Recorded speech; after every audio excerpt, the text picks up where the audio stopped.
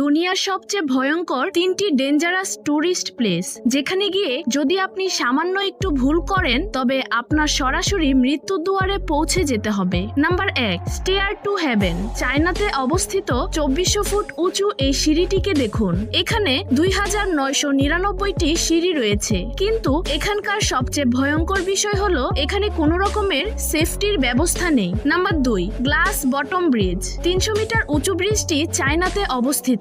যখন আপনি এই ব্রিজটির উপর দিয়ে হেঁটে যাবেন তখন আপনার মনে হবে আপনি যেন বাতাসে হাঁটছেন। ব্রিজটি সত্যিই খুব ভয়ানক, কারণ তীব্র বাতাসের কারণে কাচের ব্রিজটি সবসময় দুলতে থাকে। Number 3, Buddha's hand. এই স্থানটিতে কেবলমাত্র সেই উঠতে পারে যার উঁচুতে কোনো ভয় লাগে না। এখানে গিয়ে আপনি প্রকৃতির অপরূপ সৌন্দর্য দেখতে পাবেন, কিন্তু এই হাতে কোনো রকমের সেফটির ব্যবস্থা নেই। কেবলমাত্র নিচে ছোট্ট একটি নেট লাগানো রয়েছে।